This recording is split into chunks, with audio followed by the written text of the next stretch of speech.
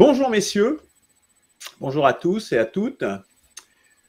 Aujourd'hui, nous poursuivons l'analyse de la Constitution de la Ve République française par l'analyse donc de l'article suivant qui est l'article 4. On a passé un certain nombre de séances sur l'article 3.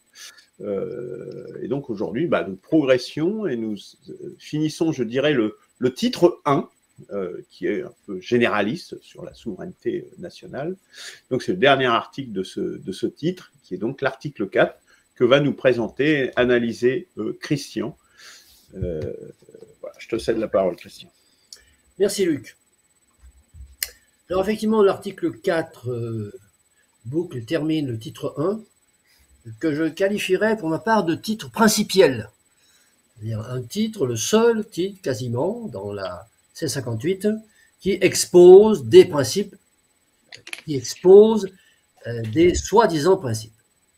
Alors l'article 4 est composé de 4 alinéas que je vais lire dans la continuité, puis on détaillera après. Les partis et groupements politiques concourent à l'expression du suffrage. Ils se forment et exercent leur activité librement. Deuxième alinéa. Ils doivent respecter les principes de la souveraineté nationale et de la démocratie. Troisièmement, ils contribuent à la mise en œuvre du principe énoncé au second alinéa de l'article 1er dans les conditions déterminées par la loi. Et quatrième, la loi garantit les expressions pluralistes des opinions et la participation équitable des partis et groupements politiques à la vie démocratique de la nation. Alors, qu'est-ce qu'on peut dire de cet article 4 qui, vous allez le voir, enfin, de mon point de vue, mérite encore pas mal de pénalités. Les partis et groupements politiques concourent à l'expression du suffrage. Ils se forment et exercent leur activité librement. Alors là, il y a un défaut de cohérence externe, parce que la loi ordinaire restreint la formation et l'exercice de l'activité des partis, notamment par le contrôle du financement. Donc on ne peut pas dire que les partis se forment et exercent leur activité librement. Ou tout au moins, la Constitution le dit, mais la loi ordinaire dit le contraire. C'est ce qu'on appelle le défaut de cohérence externe. Le défaut de cohérence interne, c'est quand, à l'intérieur même de la Constitution, il y a deux articles ou deux parties d'articles en contradiction les unes avec les autres. Deuxième alinéa, ils doivent respecter les principes de la souveraineté nationale et de la démocratie. Alors là, on a un défaut de précision évident, puisque les principes de la souveraineté, on ne sait pas ce que c'est, et la démocratie, elle est définie nulle part. Troisième alinéa, c'est-à-dire les partis, contribuent à la mise en œuvre du principe énoncé au second alinéa de l'article 1 dans les conditions déterminées par la loi. Bon, c'est le second alinéa de l'article 1, c'est la parité homme-femme. Eh bien, on pourrait dire, tout ça, sans porter de jugement sur le fond, faut-il une parité ou pas, on dirait qu'il y a un défaut de cohérence, cette fois interne, puisque c'est incompatible avec la liberté. Où il y a une obligation, on n'a pas de liberté. Ah, donc ils n'exercent pas, ils ne se forment pas librement, puisqu'ils doivent respecter la parité. La loi garantit, quatrième alinéa, la loi garantit les expressions pluralistes des opinions, la loi garantit les expressions pluralistes des opinions et la participation équitable des partis et groupements politiques à la vie démocratique de la nation. Alors, là, c'est là qu'on a le défaut le plus important, bien que les trois premiers soient déjà significatifs.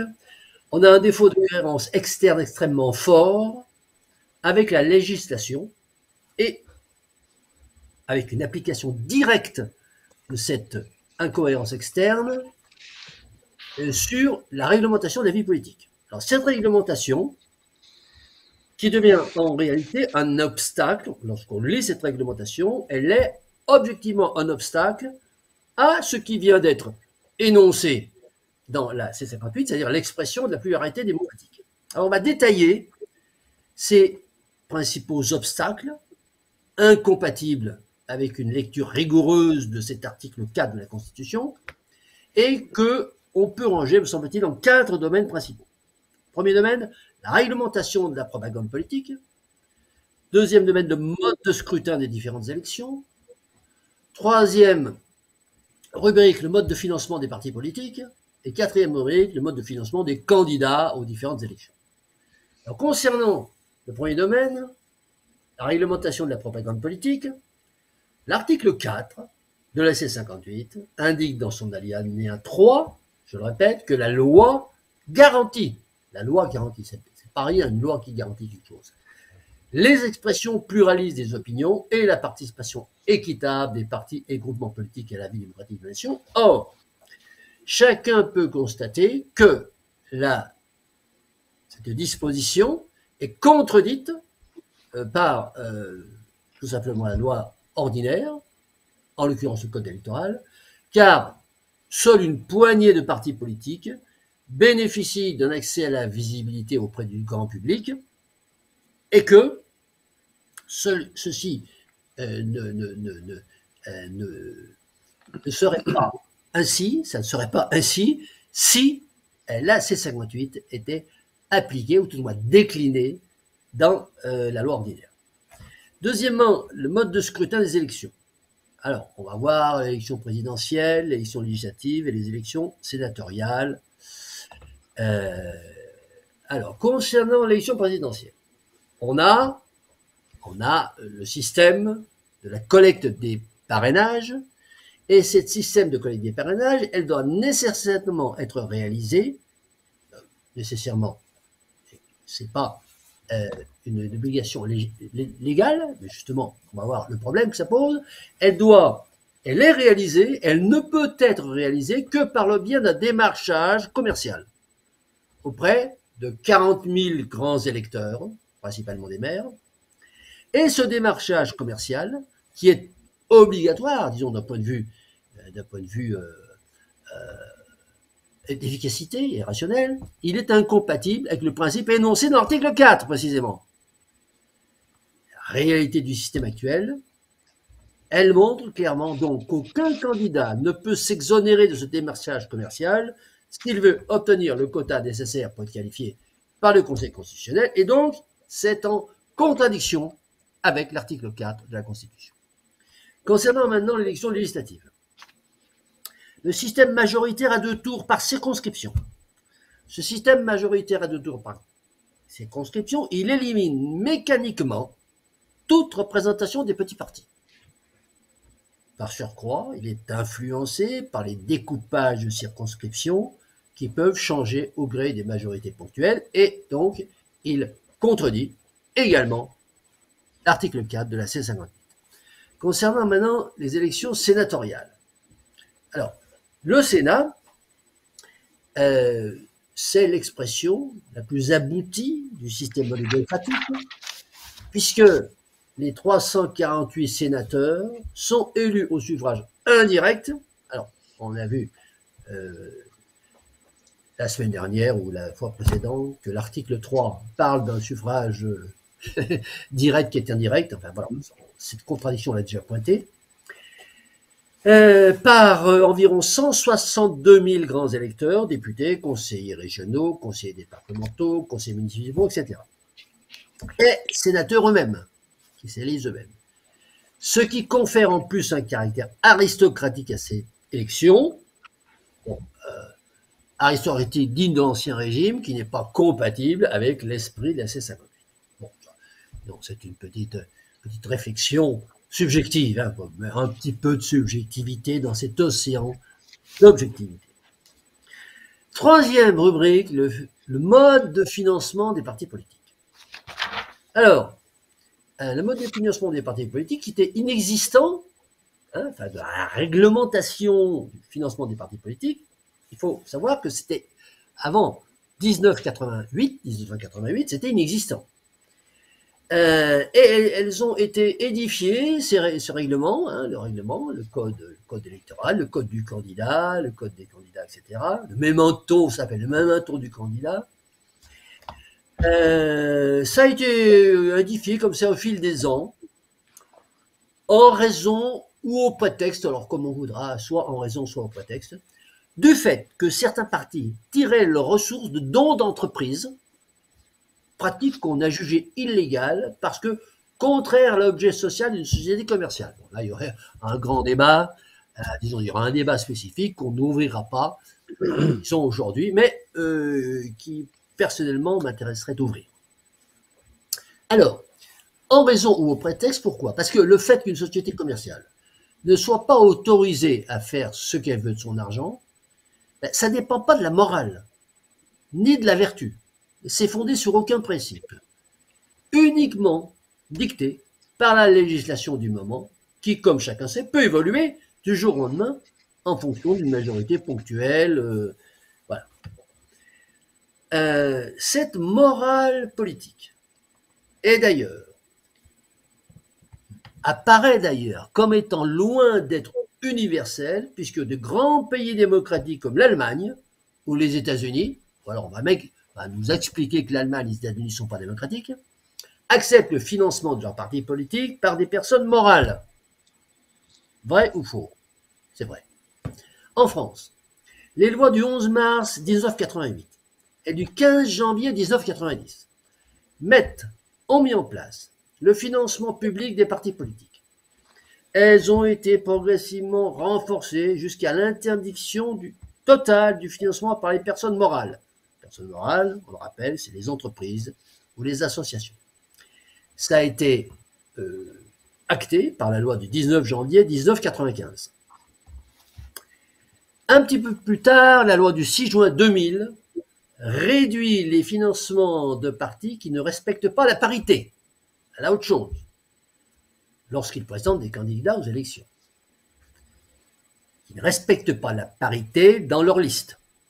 Enfin, en 2017, les lois qu'on appelle les lois pour la confiance dans la vie politique, alors les lois pour que les citoyens aient confiance dans la vie politique, ces lois encadrent les prêts aux partis politiques et aux campagnes électorales et créent le médiateur du crédit aux candidats et le médiateur du crédit aux partis politiques. En plus de ce contrôle des recettes, des obligations de tenue et de certification des comptes annuels par un professionnel, commissaire aux comptes, génère d'importantes charges fixes qui peuvent même conduire un parti politique, un petit parti, à la banqueroute financière. L'ensemble de ces règles de financement, qui sont d'ailleurs régulièrement retoquées, fignolées, sont consignées dans un volumineux code juridique, édité et mis à jour par la CNCCFP, Commission nationale des comptes de campagne et de financement de la vie politique, dont la lecture, rébarbative, indigeste et même inquiétante, a de quoi dissuader n'importe quel groupe de citoyens porteurs d'un projet politique, mais désargentés et non dotés de connaissances juridiques avancées. Ça a de quoi dissuader, ou bien est-ce que ça a pour objectif de dissuader? Bon, je laisserai cette question en suspens. En conclusion, le mode de financement actuel des partis politiques souffre de trois graves défauts. Premier défaut. Alors, des défauts qui sont incompatibles, attention, je dis défauts, mais en fait, c'est des incohérences. Ils dissuadent la création de partis politiques pour un groupe de citoyens ordinaires. Deuxième contradiction.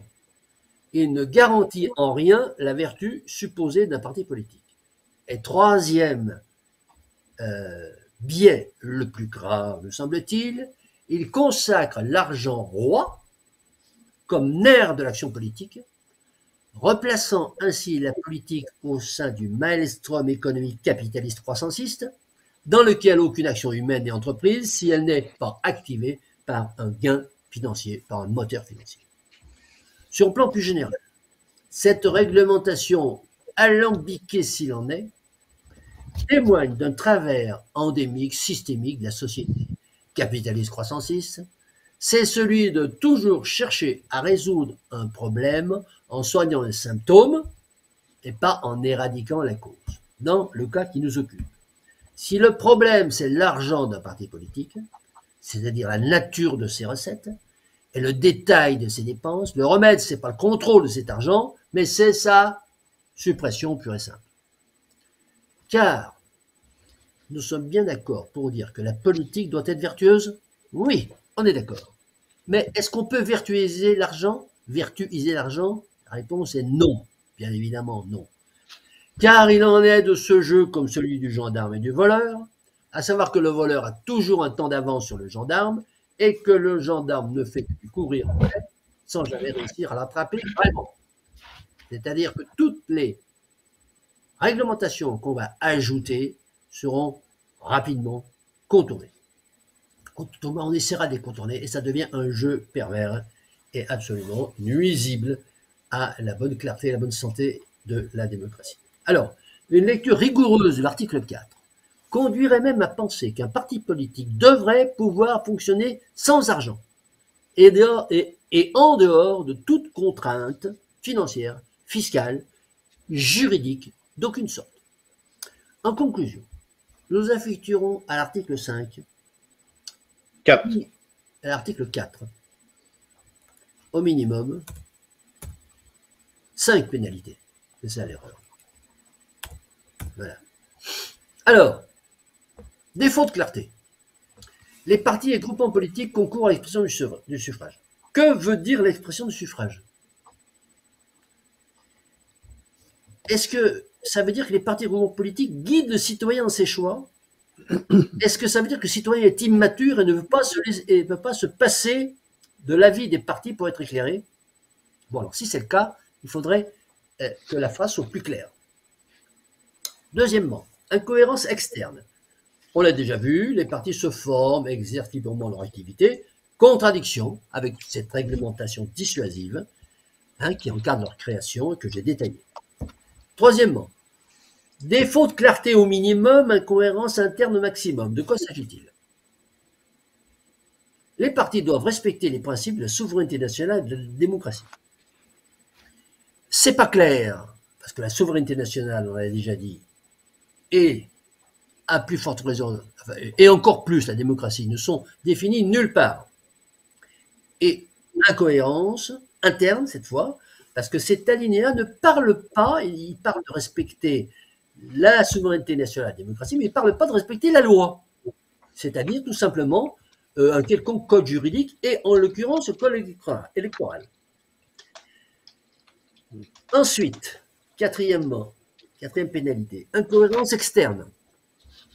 La loi garantit des expressions pluralistes des opinions et la participation équitable des partis et groupements politiques et la vie démocratique de la nation.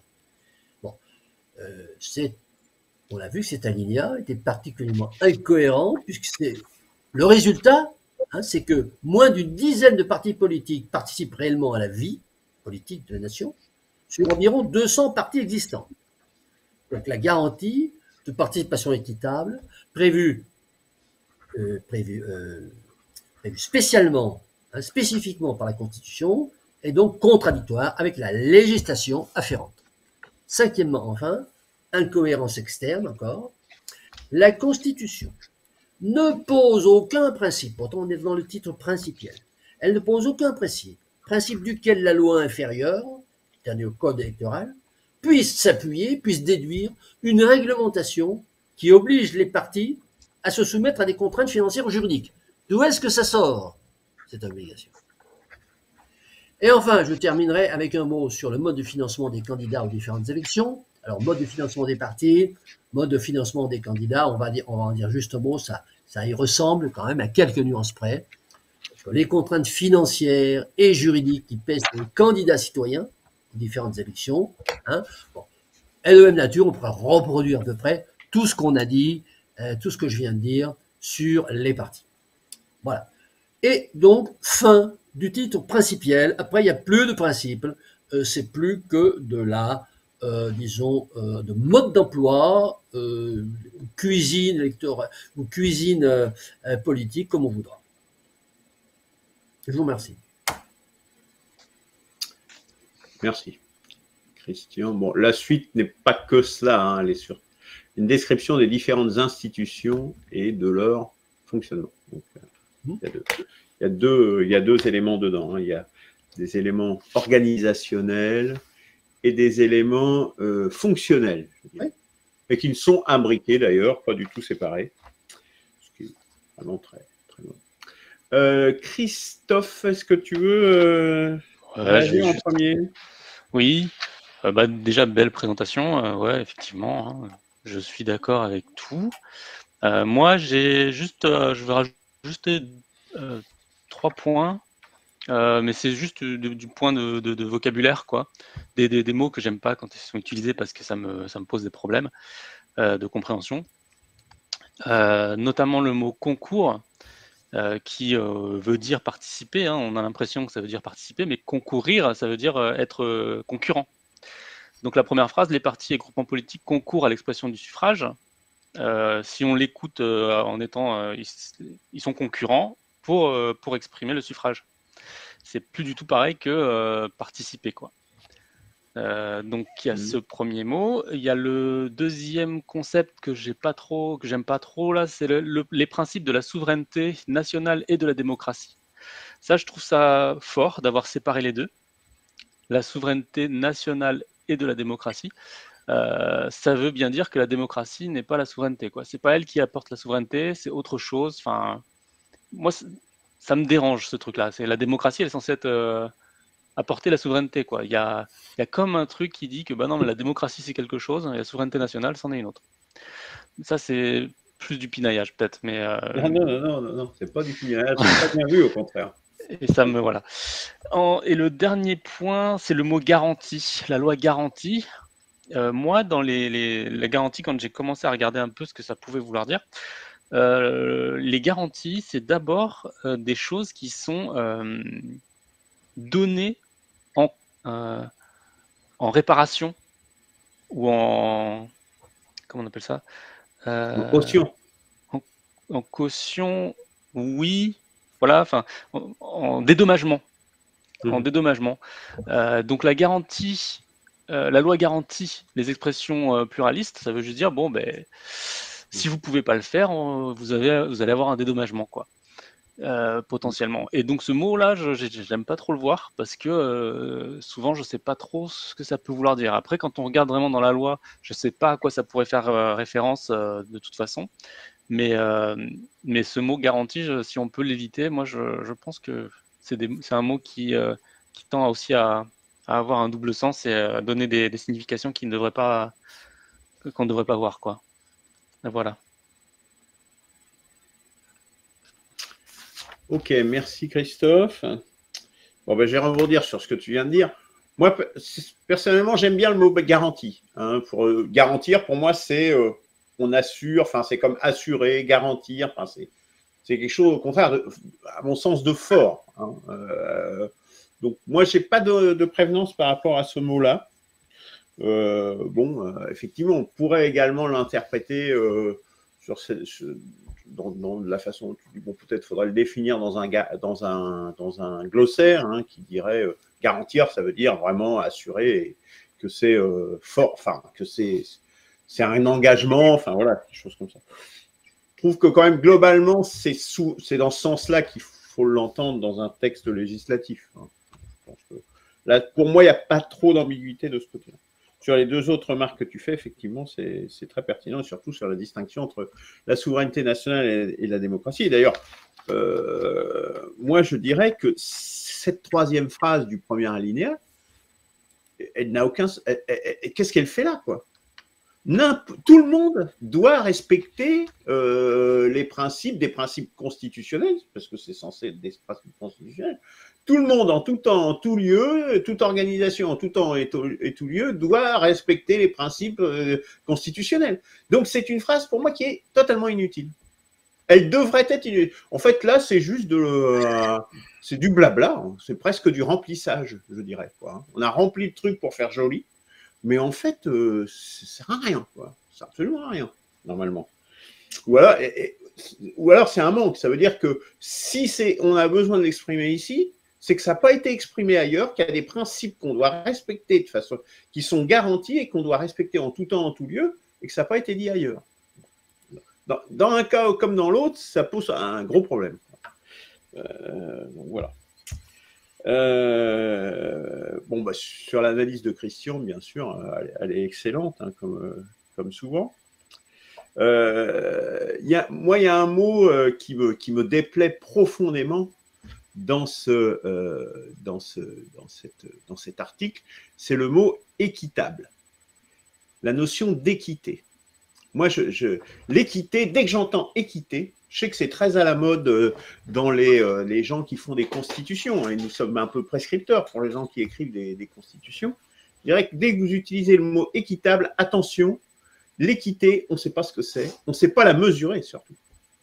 Et donc, équitable, bah là en l'occurrence, et on le voit bien, on a un exemple de l'usage du mot équitable qui permet à des partis de monopoliser les médias, et puis d'autres, selon des critères X, Y ou Z, qui arrangent en fait l'oligarchie qui est en place, eh bien ils n'ont aucune voix au chapitre et ne sont jamais présents dans les médias et dans les élections, etc. Donc là, on est vraiment... moi, je connais l'égalité, d'ailleurs, ça devrait être égal. Hein. Le vrai mot, le bon mot, c'est égalité, parce que l'égalité, on sait le mesurer. C'est un principe mathématique simple. Hein. Temps de parole égaux, etc. etc. C'est des choses très, très simples. Il n'y a pas à tergiverser. C'est pas pour rien s'ils ont mis équitable là. Donc, grosse alerte aux gens les gens qui veulent réformer la démocratie. Je sais qu'il y en a beaucoup, notamment on avait discuté une fois avec Wikicrat, Emmanuel Valette. Il a mis ce principe d'équité dans sa constitution transitoire de constitution provisoire, pardon. Enfin, pour moi, c'est un casus belli. On peut surtout pas mettre ça, surtout dans une provisoire. C'est même encore pire. Ouais. Donc là, vraiment, pour moi, c'est grosse alerte là-dessus. Ça ne veut pas dire qu'il faut écarter complètement l'équité, mais nous, là, on l'utilise quand même, hein, l'équité, parce que parfois, il y a des choses où c'est nécessaire, mais il faut que ça soit parfaitement encadré et qu'on sache parfaitement de quoi on parle. Sinon, le principe, c'est l'égalité. Pour moi, c'est très important. Une autre chose importante, un des travaux qu'on avait mené avec Christian et quelques autres, c'était ce qu'on avait appelé l'ILEP, c'est-à-dire l'infrastructure de libre expression politique, qui est justement un moyen de se passer des financements. Alors, est-ce qu'on pourrait se passer totalement de financement s'il y en a qui veulent organiser des fêtes, des événements, etc. Je pense que évacuer complètement l'argent, ça me semble quand même très difficile. Mais on pourrait en tout cas en réduire l'impact de façon considérable, et notamment au travers de l'infrastructure de libre expression politique. Donc là, je reproduis, nous, ce qu'on a mis dans notre constitution, qui est quasiment un copier-coller intégral de ce qu'on avait fait avec Christian. Il y a quelques adaptations donc c'est tout ce qui est propagande et campagne, c'est l'annexe 12. Hein, c'est dans l'annexe 12. Là, si vous êtes intéressé, je mettrai le lien, enfin, si ça ne vous embête pas, hein, justement, parce que je crois que ces travaux, je ne suis pas sûr qu'on les ait rendus publics, Christian, en fait. Je sais pas. À quel niveau public, c'est-à-dire en libre accès sur un site, tu vois. On l'avait fait entre nous dans Framapad et tout ça, mais je ne suis pas certain qu'on l'ait publié vraiment et qu'on ait communiqué autour. C'est quand même dommage, parce que c'est quand même un travail qu'ils n'avaient pas publié. C'est un truc très intéressant. Non, c'est pas... non, c'est pas même sur mon site du programme, hein, pour la précroissance, non. Donc, je mettrai le lien vers cette annexe 12, qui est un exemple de ce qui peut être fait différent, hein, qui reprend. Oui. Voilà, il y a quelques modifications de tournure de phrases, de trucs comme ça, mais l'essentiel y est. Hein, vraiment, c'est à 95% ou 99% conforme. Je veux dire. Et donc là, ça nous permet justement, avec cette infrastructure, de se débarrasser des 3/4 des problèmes justement de vraie démocratie, d'égalité et de financement des partis. Donc là, je pense que c'est quand même quelque chose dans une réforme démocratique qui est tout à fait importante. Et puis, dernier point sur cet encadrement, hein, cette forêt, cette jungle réglementaire, maintenant alambiquée, comme tu dis, Christian, c'est que du coup, la vie politique est complètement judiciarisée aujourd'hui. On voit bien que eh bien maintenant, avec toutes ces lois qui ont été créées, la libre expression politique, la libre représentation politique n'est plus possible. On fait des procès à l'un, à l'autre, à Strauss-Kahn, à Fillon, à Marine Le Pen. Voilà. Et donc, et puis il y en a d'autres qui restent parfaitement tranquilles tout en étant quand même, pouvant être certes, largement soupçonnés d'être corrompus profondément. Donc là, on est quand même complètement dans hors démocratie, quoi. Si là, j'avais été un jour, là, on s'en éloigne de plus en plus.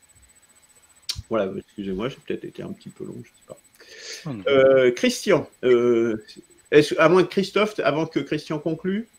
Non, mais juste, ouais, garantie, je sais qu'on peut l'apprécier. Moi, c'est le côté, ça laisse l'opportunité de dire que vous n'aurez pas ça, mais vous aurez un dédommagement à la place. Et c'est ce truc-là que j'aime pas dans ce mot. Après, je comprends qu'il est intéressant quand même.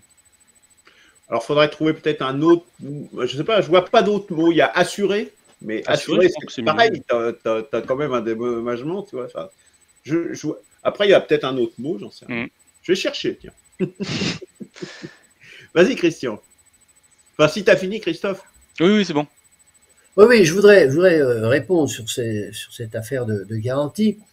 Je vais répondre dans le cadre des réactions par rapport à ce que vous venez de dire, qui est, bon, je suis d'accord, hein, simplement quelques points à préciser. Alors, la question, me semble-t-il, c'est pas d'aimer ou d'être choqué par tel ou tel mot. Il s'agit de lire ce qui est écrit dans la Constitution et de savoir ce que ça implique. Voilà. C'est-à-dire dire que concourt. Alors, pour l'affaire de concourir, je pense. Alors, j'ai pas vu l'ambiguïté que tu as vu toi, Christophe, sur concourir. En fait, sur les autres termes à propos desquels tu as mis des commentaires, je vais pouvoir débattre. Mais là, je vois pas. Je pense pas qu'on puisse lire la phrase les partis politiques concourent à l'expression du suffrage, qu'on puisse lire comme les partis politiques concurrencent le suffrage universel. Bon. Je crois que là, il me semble que c'est.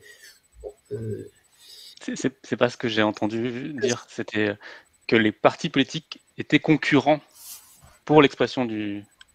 C'est entre eux. Oui. Oui, là aussi, je vois pas comment on peut l'interpréter comme ça.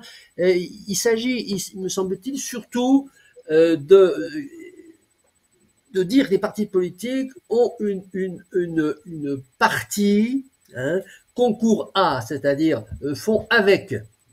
Et ils s'associent, ils s'ajoutent aux voix, disons, des électeurs. Il rentre dans le cadre de la formation du suffrage. Le suffrage, qu'est-ce que c'est finalement? C'est le résultat du suffrage, hein, et que dans le résultat des élections, on a le concours, les partis ont participé au résultat du suffrage. Voilà. Bon. Donc, c'est la raison pour laquelle j'ai dit, mais alors, cet alinéa, ça veut dire que les citoyens ne sont pas assez adultes, ne sont pas assez matures pour pouvoir eux-mêmes, sans le secours des partis qui sont on l'a vu, limités à une petite dizaine, ne sont pas capables tout seuls de faire le suffrage. Il faut que les partis les aident. Bon, ça, j'ai vu. Après, sur la souveraineté des démocraties, doivent respecter. Bon, alors, je suis tout à fait d'accord avec Luc. Qu'est-ce que ça fait là, cette phrase, qui est au pire un truisme, hein, c'est-à-dire, voilà, les partis doivent respecter la loi, puis la Constitution, puis la DDH, puis ils doivent tout respecter. Bon, voilà. Alors, mais pourquoi, alors, s'ils doivent tout respecter, pourquoi particulièrement la souveraineté et particulièrement la démocratie, et particulièrement des concepts qui sont pas définis, voire mal définis, hein. La démocratie n'est pas définie du tout. La souveraineté, on a vu qu'elle était mal définie. Voilà. Ensuite, cette affaire de garantie. Alors, on peut aimer ou pas aimer le mot garantie. Il me semble que si on n'est pas là, c'est écrit comme ça. Et, la phrase est très forte, c'est la Constitution qui dit, attention, la Constitution dit la loi garantie. Ça veut dire quoi? Ça veut dire, moi, Constitution, j'ordonne à la loi d'être écrite de telle façon, hein, que la pluralité des expressions va pouvoir s'exercer. Bon. Donc, il ne s'agit pas d'aimer ou de ne pas aimer, il s'agit de voir qu'on a un principe qui est formidable, qui est énoncé. Alors, on va revenir sur le mot équitable. Hein. C'est vrai que je n'ai pas parlé d'équitable, j'ai parlé surtout de la pluralité. La loi garantit. Je répète, hein, la Constitution dit la loi garantit, c'est-à-dire que c'est un ordre qu'elle donne à la loi. La loi, elle est dessous la Constitution. La loi, elle doit obéir à la Constitution. Bon. Or, la loi ne le fait pas. Elle fait le contraire. C'est-à-dire qu'au lieu de garantir la pluralité, que la pluralité des opinions, c'est-à-dire que l'opinion de Luc, l'opinion de Christophe, mon opinion puisse s'exprimer, elle ne peut pas s'exprimer nos opinions. Donc la loi, elle fait le contraire de ce que dit la Constitution. Et justement, je rebondis sur l'ILEP. L'ILEP, lui, il n'essaye pas de faire un truc révolutionnaire. Il essaye de lire l'article 4 et de voir ce que ça donne si on a une lecture rigoureuse de l'article 4. Et ça donne, effectivement, cette infrastructure de la libre expression politique. Bon, maintenant, pour le mot équitable, bien entendu, il est détestable. Hein. Équitable ne veut rien dire. Tu as comparé à juste titre équitable et égalité. Égalité, je sais ce que ça veut dire parce que je peux le définir. Équitable, je ne veux pas le définir. C'est le même distinguo qu'il y a entre légitime et légal. C'est pareil. Au lieu de dire que quelque chose est légal, on dit c'est légitime. Légitime, ça veut dire une manifestation légitime. J'ai le droit de manifester ou tout simplement une action violente. Elle est légitime parce que, voilà, je pense que j'ai le droit de faire. La loi ne le permet pas, mais j'ai le droit de faire. Alors bon, voilà. Non. Et on marche là-dessus en permanence, hein, sur cette confusion entre légitime et légal. Et on retrouve ça dans la Constitution par rapport à cette chose importantissime qui est la réglementation des partis politiques. On nous dit que ça doit être équitable. En fait, ça doit être égal. Voilà, tout à fait d'accord. Et puis un petit... Alors, pour voir cette déclinaison détestable du mot équitable, hein, on a le commerce équitable aussi. Hein, voilà, le commerce équitable, on ne sait pas ce que c'est équitable. Bon. Voilà. Bon, voilà ce que j'avais à commenter sur vos interventions. Christophe, peut-être sur garantir. J'ai affiché la définition. Ouais, hein, donc, ouais, dans la définition, il s'engage à réparer en cas de défaut. C'est ce truc-là qui me gêne. Ça, en fait. C'est qu'il y a 3 définitions là qui sont concurrentes en fait à garantir. Et la première en plus, c'est le sens qui gêne Christophe. Donc, non, mais, tu vois, Christian, justement, c'est pas une question de plaisir, si tu veux. Le problème, c'est que le dictionnaire, bon là, c'est Oxford. On est d'accord. On est d'accord. Réparer en cas de défaut, ça veut dire garantie. La Constitution garantit, la loi ne le fait pas. Mais il faut condamner la loi. Il faut que la loi paye. Il faut, par exemple, il faut qu'on nous donne à nous qu'on nous donne des indemnités, hein, parce qu'on ne peut pas nous s'exprimer. Alors que la Constitution garantit qu'on peut s'exprimer, on ne peut pas nous exprimer, il faut donner une amende. Il faut donner une amende au code électoral et qu'on reçoive de l'argent. Oui, mais ça, c'est pas satisfaisant. Ben non. C'est pas satisfaisant parce que oui, au pire, c'est ce que font, par exemple, sur les quotas, par exemple, de logements sociaux. Il y a des communes, elles payent des amendes pour pas avoir de logements sociaux depuis des années et des années. Non, le fait d'avoir une réparation, c'est pas la même chose que le 2 ou le 3, répondre de la réalisation de quelque chose, mettre à l'abri. Je dirais que c'est le 3 qui est le sens, c'est mettre à l'abri. C'est-à-dire c'est comme ça, puis c'est pas autrement. Voilà. Donc, il faudrait dire que l'usage du mot garantie, il faudrait que quelque part, hein, ça veut dire mettre à l'abri. Voilà. Obligé. On empêche la loi. Il faut que le Conseil constitutionnel ne peut pas. lise la Constitution, dire on a garanti ça, vous ne faites pas. On ne peut pas. La loi doit être invalidée. Invalide la loi. Terminé. Terminé. Alors, voilà. Un autre point. Si tu veux ajouter autre chose, Christophe? Non, c'est bon. Un autre point sur la parité. Donc, tu as dit que c'était un problème par rapport à la liberté, ce qui est vrai, qui est quand même un des principes de notre devise. Mais c'est également une rupture de l'égalité, pour moi. Puisque, au nom d'une parité, d'une politique de quota, quelque part, hein, on va rompre l'égalité de présentation au suffrage. Donc là, pour moi, c'est un autre problème. Ok. Je pense qu'on en a fini sur cet article 4. Ouais. Ouais. C'est bien. Ouais.